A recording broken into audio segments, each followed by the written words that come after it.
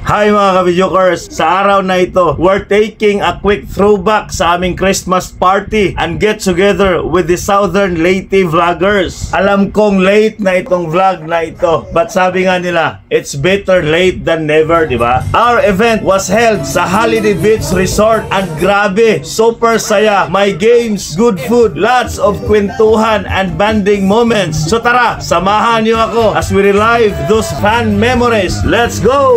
Nagkita-kita kami dito sa beautiful Holiday Beach Resort. Perfect ang vibes, may fresh air, magandang beach view, at of course, amazing company. Isa sa mga highlights of course ay ang mga games. Kung may mga bagay na siguradong guaranteed sa vloggers ay ang pagiging competitive sa bawat isa. Siyempre, hindi mawawala ang pagkain Pinoy style. Ibodol-bodol.